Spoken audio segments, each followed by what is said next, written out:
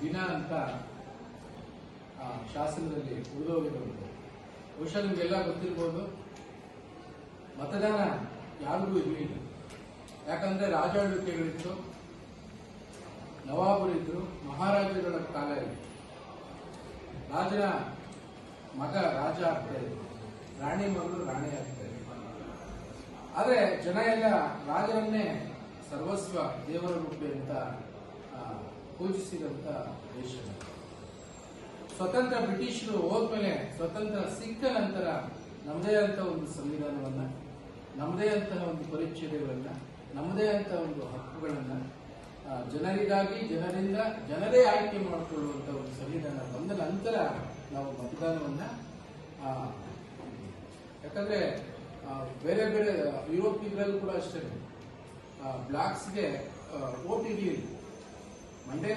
Nelson Mandela ಅವರು ಬಂದು ಹೋರಾಟಗಳು ಮಾಡಿದ್ಮೇಲೆ ಅವ್ರಿಗೆ ವೋಟ್ ಅಂತ ಸಿಕ್ಕಿದೆ. ಆ ರೀತಿಯಾಗಿ ಇವತ್ತು ಸಂವಿಧಾನದಲ್ಲಿ ಪ್ರತಿಯೊಬ್ಬ ಪ್ರಜೆ ಕೂಡ ಈ ದೇಶಕ್ಕೆ ತುಂಬಾ ಅಮೂಲ್ಯವಾದಂತಹ ಒಂದು ಮತ ಇಡೀ ಜಗತ್ತನ್ನ, ಸಮಾಜವನ್ನು ರೂಪಿಸುತ್ತೆ, ಬದಲಾಯಿಸುತ್ತೆ ಅನ್ನುವಂಥ ಒಂದು ವಿಧಿಯಲ್ಲಿ ಶಾಲಾ ಶಿಕ್ಷಣ ಇಲಾಖೆ ಇವತ್ತು ಪ್ರತಿಜ್ಞಾ ವಿಧಿಯನ್ನು ಎಲ್ಲಾ ಕಾಲೇಜುಗಳಲ್ಲಿ ಬೋಧಿಸ್ತಾ ಇರೋದ್ರಿಂದ ಈ ಕಾರ್ಯಕ್ರಮಕ್ಕೆ ಆಗಮಿಸಿರುವಂತಹ ನಮ್ಮ ಪ್ರಾಂಶುಪಾಲರಾಗಿರುವಂತಹ ನಮ್ಮೆಲ್ಲ ಮಾರ್ಗದರ್ಶಕರಾಗಿರುವಂತಹ ಸಂಗೀತ ಉಪಾಧ್ಯಾಯರಾಗಿದ್ದಾರೆ. ಅವ್ರಿಗೆ ಚಪ್ಪಾಳೆ.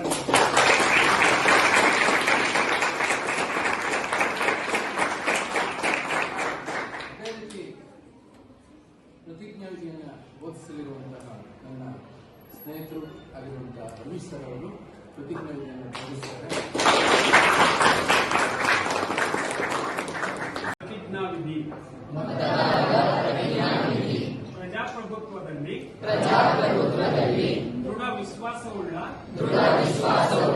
ಭಾರತದ ಪೌರರಾದ ನಾವು ನಮ್ಮ ದೇಶದ ಪ್ರಜಾಸತ್ತಾತ್ಮಕ ಸಂಪ್ರದಾಯಗಳು ಮತ್ತು ಮುಕ್ತ ನ್ಯಾಯಸಮ್ಮತ ಮತ್ತು ಶಾಂತಿಯುತ ಚುನಾವಣೆಗಳ ಘನತೆಯನ್ನ ಎತ್ತಿ ಹಿಡಿಯುತ್ತೇವೆಂದು ಮತ್ತು ಪ್ರತಿಯೊಂದು ಚುನಾವಣೆಯಲ್ಲಿ ನಿರ್ಭೀತರಾಗಿ ಮತ್ತು ಧರ್ಮ, ಜನಾಂಗ, ಜಾತಿ, ಮತ, ಭಾಷೆ ಅಥವಾ ಯಾವುದೇ ಪ್ರೇರೇಪಣೆಗಳ ದಾಕ್ಷಿಣ್ಯಗಳಿಂದ ಪ್ರಭಾವಿತರಾಗದೆ ಮತ ಚಲಾಯಿಸುತ್ತೇವೆಂದು ಈ ಮೂಲಕ ಪ್ರತಿಜ್ಞೆ ಸ್ವೀಕರಿಸುತ್ತೇವೆ.